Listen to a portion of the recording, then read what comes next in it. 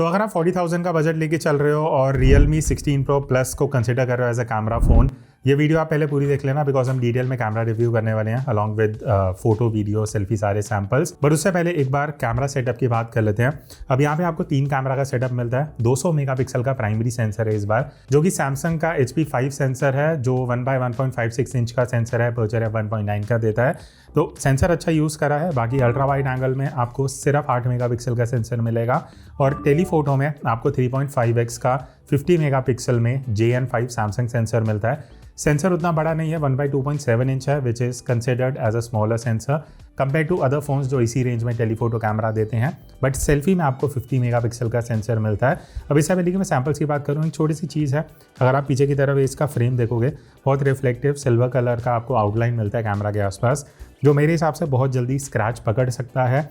And even अगर आप outdoor vlogging कर रहे हो ना, डायरेक्ट कहीं से लाइट आती है और एकदम फेस पे चमक दिया, तो वो छोटी छोटी चीज़ें हैं।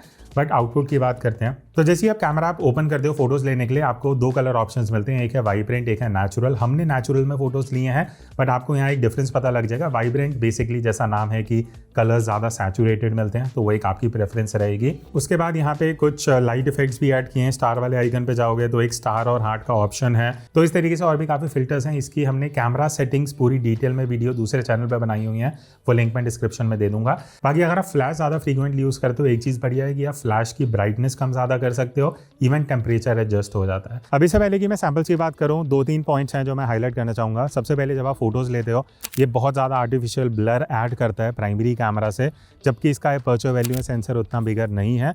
तो इसका माइनस पॉइंट भी है कि जब आप फोटो ले रहे हो तो हल्के से भी डिस्टेंस पे कोई ऑब्जेक्ट है इस तरीके से, तो एकदम आउट ऑफ फोकस हो जाता है, जो बिल्कुल भी नेचुरल नहीं लगता दिखने में। सेकंड पॉइंट है, जब आप बैकलाइट में फोटो लेते हो, या तो ये फोकस मिस कर देगा या ये डायनामिक रेंज कैप्चर नहीं करेगा, जिस वजह से इस तरीके से स्काई बहुत ओवर एक्सपोज्ड आता है। तो ये तो 1-2 पॉइंट्स हैं, बाकी आगे डिस्कस करते हैं डिटेल में। जितने फोटोज़ आप यहाँ पे स्क्रीन पे देख रहे हो, ये सब एनालाइज करने के बाद पहली चीज़ जो मुझे अच्छी लगी वो है कि डिटेल एंड टेक्सचर अच्छा है, बिकॉज इन्होंने सेंसर बढ़िया यूज़ करा है, तो आपको इन्फॉर्मेशन अच्छी मिलती है डे टाइम में, डिटेल वगैरह सही रहेगी। बाकी अगर मैं बैकग्राउंड ब्लर की बात करूँ, ऑल्दो सेंसर इतना बड़ा नहीं है, स्टिल आपको अगर थोड़े से भी क्लोज डिस्टेंस से फोटो लोगे, बैकग्राउंड में ब्लर मिल जाएगा। अब ये ऑप्टिकल ब्लर नहीं है, जितना मैंने एनालाइज करा है ये आर्टिफिशियली ऐड करके दिया जा रहा है। तो अगर आपको थोड़ा सा ब्लर इफेक्ट पसंद है तो बढ़िया रहेगा, बट बैकग्राउंड कहीं ना कहीं थोड़ा सा सॉफ्ट कर देता है, उसका एक ये माइनस पॉइंट है। बाकी एक बढ़िया चीज़ मुझे अच्छी लगी, बैकलाइट में हमने जितनी फोटोज़ ली हैं वहाँ पे Realme 16 Pro Plus ने काफ़ी बढ़िया डायनामिक रेंज निकाली है, स्पेशली जो पीछे की तरफ से लाइट आती है, तो वो एक काफ़ी स्ट्रॉन्ग पॉइंट है इसका। बट जो अच्छी चीज़ें मुझे नहीं लगी, सबसे पहले फेस टोन जो है वो उतना एक्यूरेट नहीं है। मुझे फेस बहुत बार थोड़ा कूलर टोन पे जाते हुए दिखा, कभी बहुत ज़्यादा वार्म भी जा रहा था, तो वो कंसिस्टेंसी नहीं है। Even highlight control is not that good, कई बार फेस थोड़ा ओवर एक्सपोज जाता है। ऑल ओवर इमेज की भी मैं अगर बात करूँ डायनामिक रेंज में, उतना कंसिस्टेंसी नहीं है, जो काफ़ी बेटर हो सकता था। बाकी शैडो रिकवरी अच्छी कर लेता है, बस वो हाईलाइट में थोड़ा स्ट्रगल करता है। बाकी अगर मैं कलर्स की बात करूँ, अगर आप नेचुरल मोड में लेने वाले हो, आपको उतने वाइब्रेंस नहीं मिलेगी, उतनी सैचुरेशन नहीं है, तो अगर आपको वो चाहिए तो वाइब्रेंट मोड पे फोटोज़ ले लेना। बाकी एक और मुझे चीज़ जो उतनी बढ़िया नहीं लगी वो ये है कि जो स्काई के कलर्स हैं ना, वो उतने वाइब्रेंट नहीं आते, जो देखने में हमें पता है कि ब्लू कलर है, बट कहीं ना कहीं फोटोज़ में वो निकल के नहीं आ पाता। तो कैजुअल यूज़ के लिए कैमरा अच्छा है, टेक्निकली बढ़िया है, बट जो इनकन्सिस्टेंसीज हैं वो मैं आपको बता चुका हूँ। लो लाइट की बात करते हैं। अब लो लाइट में बहुत इंप्रेसिव आउटपुट है, मतलब मुझे कुछ भी ड्रॉबैक नहीं लगा। फोटोज़ काफ़ी बढ़िया शार्प आती हैं, डिटेल्स अच्छी हैं, टेक्सचर बढ़िया निकाल लेता है, एजेस अच्छे शार्प हैं, हाईलाइट कंट्रोल काफ़ी स्ट्रॉन्ग है इसका, even all over dynamic range हो गया, नॉइज़ कंट्रोल हो गया, जितनी टेक्निकल चीज़ें हैं सब कुछ बढ़िया है। तो ये मैं बोलूँगा लो लाइट में इस बार Realme ने एक्चुअली काफ़ी बढ़िया काम करा है, कंसिडरिंग जिस प्राइस पॉइंट में फ़ोन आता है। तो क्या आप भी अपने स्मार्टफोन कैमरा से कुछ इस तरीके की प्रोफेशनल फोटोज कैप्चर करना चाहते हो, आप ज्वाइन कर सकते हो मेरा 5 आवर्स का ऑनलाइन फोटोग्राफी कोर्स, जहाँ पे मैं आपको बेसिक्स ऑफ फोटोग्राफी सिखाने वाला हूँ कि कैसे आपको एक्सपोजर कंट्रोल करना है, कैसे सीन्स को कंपोज करना चाहिए, जब आप किसी भी सिचुएशन में फोटो ले रहे हो क्या क्या चीज़ें आपको ध्यान रखनी चाहिए, फोटोज कैसे एडिट करनी है, ये सारी चीज़ें हम इस कोर्स में सीखने वाले हैं। तो बाकी की डिटेल्स आपको जो डिस्क्रिप्शन में लिंक है वहाँ जाके मिल जाएंगी। और 750 से ज़्यादा मोबाइल फोटोग्राफर्स ऑलरेडी ये कोर्स अवेल कर चुके हैं और अभी स्पेशल ऑफर भी चल रहा है जहाँ पे आपको 20% डिस्काउंट मिलेगा using this coupon code. So join me on this journey and learn how to click better photos using any smartphone camera. अब नेक्स्ट हम बात करते हैं अल्ट्रा वाइड एंगल कैमरा की, जो मैं स्टार्टिंग में बता चुका हूँ सिर्फ 8 मेगापिक्सल का कैमरा है, जो इस प्राइस पे तो बिल्कुल भी जस्टिफाइड नहीं है। आपको 20-25 हज़ार में इससे बढ़िया कैमराज मिल जाते हैं। तो अगर आपको अल्ट्रा वाइड फोटोज ज़्यादा लेनी है, सीधी बात है, ये वाला फ़ोन स्किप कर देना। रिकमेंडेशन क्या है वो मैं आगे आपको एंड में बताऊंगा। आउटपुट की बात करते हैं, फ़ोटोज़ बहुत ज़्यादा सॉफ्ट हैं, डिटेल टेक्सचर ना के बराबर दिखेगी। प्रोसेसिंग भी जो है वो भी बहुत वॉश्ड आउट लगती है। वॉश्ड आउट से मेरा मतलब है कॉन्ट्रास्ट उतना अच्छा नहीं है, इवन कलर्स डिसैचुरेटेड आते हैं। तो बैकलाइट में सिर्फ एक चीज़ ये अच्छी है कि बैकलाइट में आपको डायनामिक रेंज अच्छी मिल जाती है, बट अगेन फ़ोटोज़ वो थोड़ी वॉश्ड आउट लगती हैं, एजेस बहुत ज़्यादा सॉफ्ट हैं। तो टेक्निकली ये कैमरा बिल्कुल भी अच्छा नहीं है। हाँ, थोड़ा डायनामिक रेंज बैकलाइट में अच्छा मिल जाता है, बट उसके अलावा चाहे आप डे टाइम में फ़ोटो लो, चाहे फ्रंट लाइट में लो, चाहे साइड में लो, जिस भी सिचुएशन में आप अल्ट्रा वाइड से फ़ोटोज़ लेने वाले हो, रिजल्ट तो आपको बिल्कुल भी यूजेबल नहीं मिलेगा। लो लाइट की मैं बात करता हूँ, हाँ वहाँ पे रियलमी ने थोड़ा डिसेंट काम करा है। शाम को रात को अगर आप इस तरीके की फ़ोटोज़ लोगे तो टेक्सचर डिटेल अच्छा है, फ़ोटोज़ आपको प्रोसेस होकर थोड़ी शार्प मिल जाएंगी, हाईलाइट कंट्रोल वगैरह अच्छा है। बट अगेन मैं बोलूँगा जिस प्राइस पॉइंट पे आप ये फ़ोन खरीदने वाले हो उस हिसाब से तो आउटपुट आपको लो लाइट में नहीं मिलेगा। Now moving on to third camera. अब यहाँ पे आपको टेलीफोटो कैमरा मिलता है 3.5x का, जिसकी आप यहाँ फ़ोटोज़ देख सकते हो। तो एक चीज़ है कि सेंसर थोड़ा बिगर है, तो एक चीज़ है कि टेलीफोटो में आपको जो सेंसर मिलता है उस वजह से बैकग्राउंड ब्लर आपको थोड़ा अच्छा खासा देखने को मिल जाता है, बट डिटेल्स एंड टेक्सचर मुझे उस हिसाब से नहीं लगा। अगर आप 40,000 स्पेंड कर रहे हो एक फ़ोन में टेलीफोटो कैमरा यूज़ करने के लिए, अल्ट्रा वाइड भी उतना अच्छा नहीं है, तो यहाँ पे डिटेल टेक्सचर कहीं ना कहीं मुझे मिसिंग लगी। थोड़ा सा सॉफ्टनेस ऐड होता है, बाकी कलर्स में उतना वाइब्रेंस नहीं है, तो वो देखने में थोड़ा सा आपको ऐसा लगेगा कि एडिट करनी पड़ सकती है। बट प्लस पॉइंट ये है कि डायनामिक रेंज अच्छा है फ़ोटोज़ का, शैडो रिकवरी है बढ़िया कर लेता है फ्रंट लाइटिंग में, जितनी आप यहाँ फ़ोटोज़ देख रहे हो, तो उस हिसाब से आउटपुट अच्छा है in terms of processing. Even backlight में बहुत बढ़िया डायनामिक रेंज निकाल के देता है। बट स्किन टोन, क्योंकि अगर आप जूम करके ज़्यादा अपनी फ़ोटोज़ या फ्रेंड्स एंड फैमिली की फ़ोटोज़ लेने वाले हो, वहाँ पे स्किन को ये कहीं ना कहीं वार्म कर देता है, तो कंसिस्टेंसी की दिक्कत अभी यहाँ पे भी है।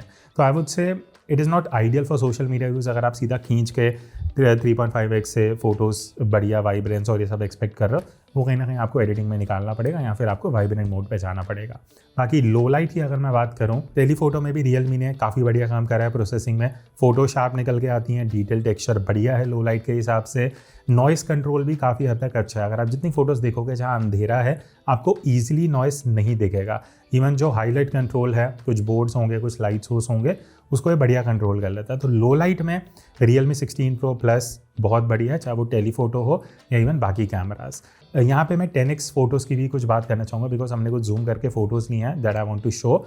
सरप्राइजिंगली यहाँ पे आउटपुट अच्छा है, मतलब 10x के हिसाब से डिटेल्स अच्छी हैं, टेक्सचर काफ़ी बढ़िया है और फोटोज़ को प्रोसेस अच्छे से करता है। कई फ़ोन ना ओवर शार्पन लुक देते हैं, वो चीज़ यहाँ पे नहीं है, जो देखने में आउटपुट ऐसा लगता है कि हाँ ये 10x वाली फ़ोटोज़ भी हम सोशल मीडिया पे इजीली यूज़ कर सकते हैं, एंड कॉन्ट्रास्ट वाइब्रेंस भी बढ़िया निकालता है। Next moving on to portrait mode. अब पोर्ट्रेट मोड का मैं 2 सेक्शन में डिवाइड करूँगा, एक 1x वाला और एक टेलीफोटो वाला।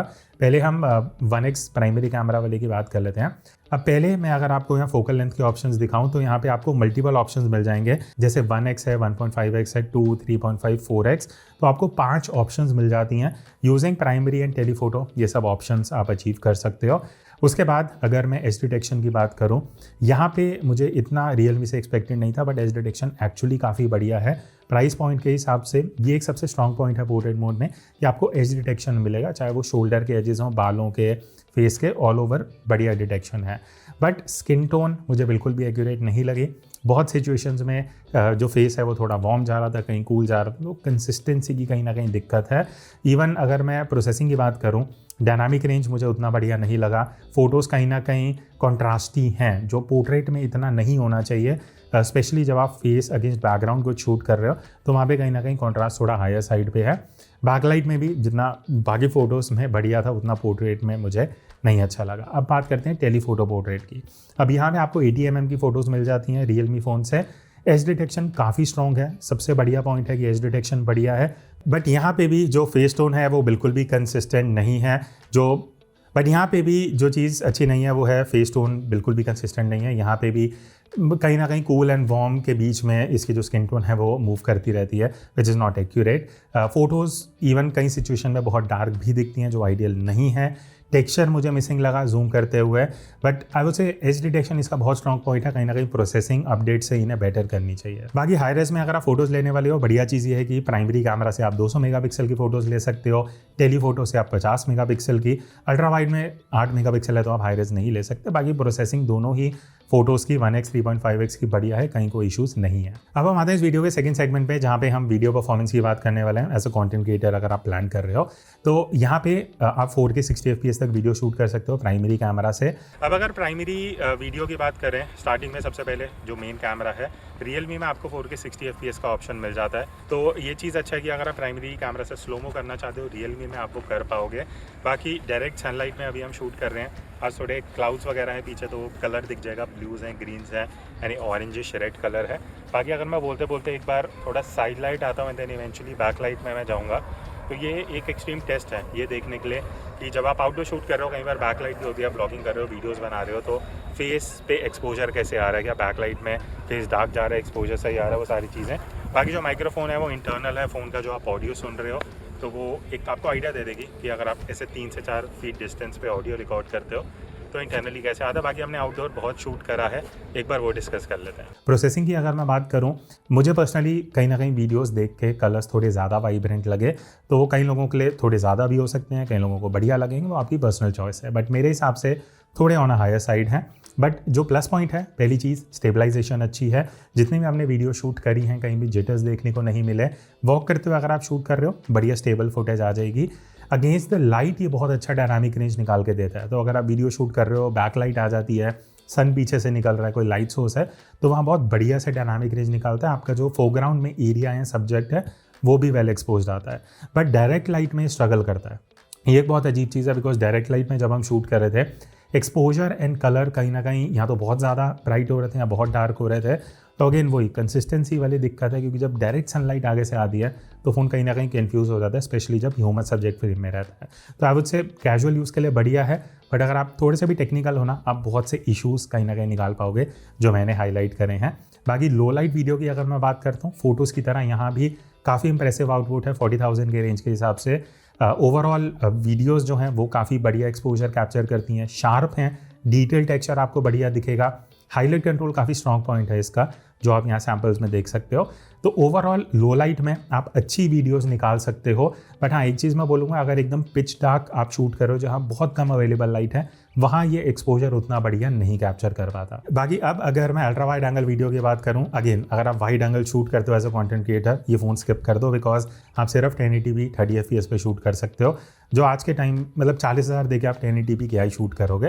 बट अगेन कैजुअली यूज़ करना है तो उस हिसाब से मैं बता देता हूँ। अब अगर आप दोनों फोन्स को यूज़ करके वाइड एंगल यूज़ करने वाले हो ना, अल्ट्रा वाइड एंगल वीडियो, पहली चीज़ रेजोल्यूशन 4K नहीं है, सिर्फ 1080p है, जो एक काफ़ी ड्रॉबैक है। जब आप 40,000 के आसपास इन्वेस्ट करते हो, ultra wide 1080p is not ideally expected. But anyways, आज थोड़े क्लाउड्स वगैरह हैं, एक तो आपको डायनामिक रेंज पता लग जाएगी कि जब मैं स्ट्रेट लाइट में शूट कर रहा हूँ, आउटडोर आए हो आप, रील्स या वीडियोस बना रहे हो, तो डायनामिक रेंज कैसा है। प्लस अगर हम बैक लाइट भी देखते हैं, क्योंकि आज प्रॉपर सन निकला हुआ है, तो अगर एकदम प्रॉपर बैक लाइट है जहाँ पे मेरे पीछे सनलाइट है, तो डायनामिक रेंज कैसा है, इन मैं मेरा फेस डार्क आ रहा है, ब्राइट आ रहा है, वो कैसे एडजस्ट हो रहा है। प्लस अगर हम बैक लाइट से डायरेक्टली मैं बोलते बोलते लाइट में आ रहा हूँ, तो एक्सपोजर फ्लक्चुएशन कैसे। बाकी हमने आउटडोर बहुत सैंपल लिए हैं। स्टेबलाइजेशन अच्छा नहीं है, अल्ट्रा वाइड के हिसाब से जिटर्स बहुत ज़्यादा देखने को मिलती हैं डे टाइम में, जो आइडियली नहीं होना चाहिए।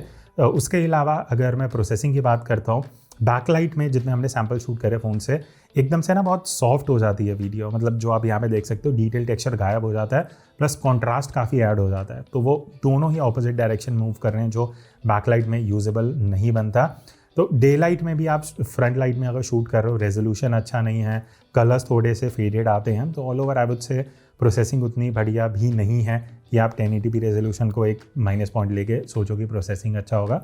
वहाँ भी कुछ इश्यूज़ हैं। बाकी लो लाइट वीडियो की अगर मैं बात करूँ, तो यहाँ पे बस एक यही लो लाइट का सेक्शन है जहाँ पे मुझे वीडियो बहुत ज़्यादा सॉफ्ट लगी। शार्प नहीं है बिल्कुल भी, बिकॉज ऑब्वियसली रेजोल्यूशन का मैं छोटा सा सेंसर दे दिया 8 मेगापिक्सल का। हाईलाइट कंट्रोल बिल्कुल भी अच्छा नहीं है। And even I would say कि लो लाइट में अगर आप सोचते हो कि ओकेजनली भी वीडियो शूट करेंगे तो बिल्कुल भी यूजेबल नहीं आएगा, टू बी ऑनेस्ट। ठीक है, अब हम आते हैं थर्ड कैमरा पे, विच इज़ टेलीफोटो। अब टेलीफोटो में आप 4K वीडियो शूट कर सकते हो। अब ये 3.5x का आपको ऑप्टिकल जूम मिल जाता है। अब टेलीफोटो वीडियो अगर आप इतने डिस्टेंस से शूट करने वाले हो जहाँ पे आपको वो जूम इफेक्ट भी चाहिए, प्लस ऑप्टिकल कैमरा आप यूज़ करने वाले हो। फेस कैम वीडियो से स्टार्ट करते हैं, डायरेक्ट लाइट पे हूँ। अब यहाँ पे आपको Realme में 3.5x मिलता है। बाकी अगर यहाँ पे भी मैं थोड़ा सा वॉक अराउंड कर रहा हूँ जस्ट टू शो की एक्सपोजर कैसे चेंज होता है। अभी हम फेस कैम वीडियो की बात कर रहे हैं और अलग सिचुएशंस में भी हम काफ़ी शूट करेंगे, जो हमने डिफरेंट सिचुएशन में करा है। फेस कैम वीडियोज़ हैं, नॉर्मल नॉन ह्यूमन सब्जेक्ट वाली वीडियोज़ भी हैं, तो यहाँ से एक आपको आइडिया लग जाएगा। बाकी एक बार वो सैम्पल्स देख के डिस्कस करते हैं। यहाँ मुझे आउटपुट अच्छा लगा, ओवरऑल बढ़िया आउटपुट निकल के आता है। शार्पनेस अच्छी है, टेक्सचर बढ़िया निकाल देता है, डायनामिक रेंज काफ़ी अच्छी है। जो आप जूम करके यहाँ पे वीडियो सैम्पल्स देख रहे हो, कहीं भी मुझे ऐसा नहीं लगा कि कॉन्ट्रास्ट बहुत ज़्यादा हो रहे हैं, शैडोज़ डार्क हो रहे हैं। तो जूम करके भी आप 4K में अच्छी क्वालिटी की वीडियोस निकाल सकते हो। इवन स्किन टोन अच्छा है, ऑल ओवर जैसे कलर्स मैनेज करता है, एक्सपोजर को फ्लक्चुएट करता है, हर एस्पेक्ट में टेलीफोटो कैमरा का वीडियो आप बढ़िया निकाल सकते हो। लो लाइट की अगर मैं बात करूँ, मुझे बस ऐसा लगा कि टेक्सचर कहीं ना कहीं थोड़ा सा मिसिंग है। प्राइस के हिसाब से टेक्सचर बेटर हो सकता था लो लाइट में, बट उसके अलावा जितने भी आप सैम्पल्स देख रहे हो जो हैंडहेल्ड शूट हुए हैं, स्टेबलाइजेशन अच्छा है, ओवरऑल डायनामिक रेंज बढ़िया निकाल लेता है, हाईलाइट कंट्रोल अच्छा है। तो बेसिकली आप जूम करके अगर लो लाइट में भी वीडियो निकालते हो तो काफ़ी अच्छा आउटपुट मिल जाएगा। तो फाइनली पोर्ट्रेट वीडियो की बात करते हैं, तो आपको ये एक ऑप्शन है जो मिल जाता है जहाँ पे आप इस तरीके से ब्लर देख सकते हो। अब यहाँ पे एक चीज़ मैं क्लियर करूँगा, 1080p रेजोल्यूशन ही मिलता है, 4K का ऑप्शन नहीं है।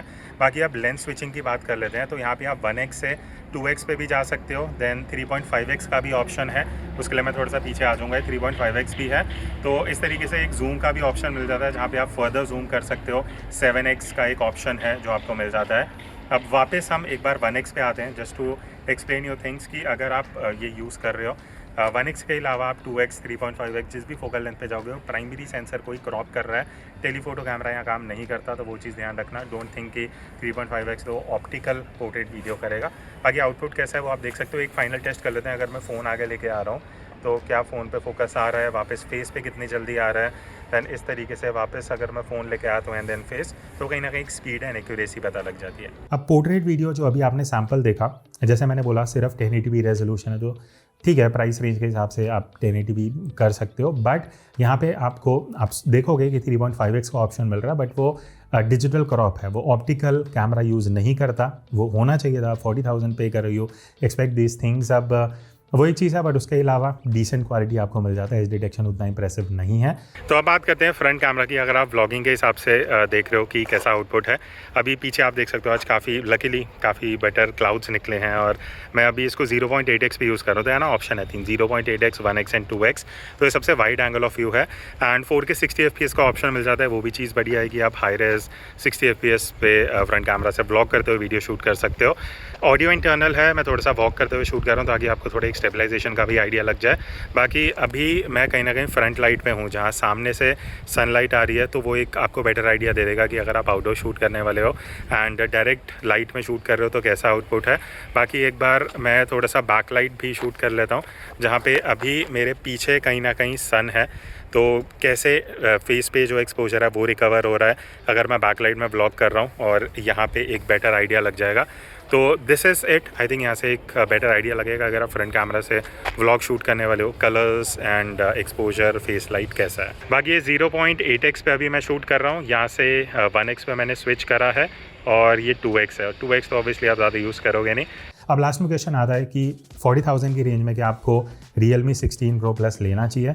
अगर मैं ऑनेस्टली बोलूँ तो इससे बहुत अच्छी ऑप्शंस अवेलेबल हैं जो कुछ महीने पहले लॉन्च हुए थे। अभी रिसेंटली आपको अल्ट्रा वाइड में 8 मेगापिक्सल ही मिलेगा, बट 2-3 ऑप्शन बताता हूँ। सैमसंग का S24 अभी सेल में 40,000 का मिल रहा है, वो अच्छा ऑप्शन है। मेरे लिए Oppo Reno 14 is one of the best option under 35,000। Even Vivo T4 Ultra काफ़ी बढ़िया ऑप्शन है। तो आई थिंक इस रेंज में अगर आपको एक डेडिकेटेड कैमरा फ़ोन चाहिए, ये 3 आप एक्सप्लोर कर लेना। अगर आपको ठीक है Realme के साथ ही जाना है तो देख लेना, but I would not recommend. बाकी इसके कंपेरिजन्स और बहुत सारी वीडियो हमारे सेकंड चैनल पे आने वाली हैं। Stay tuned for that. See you in the next video. तब तक take care and keep clicking.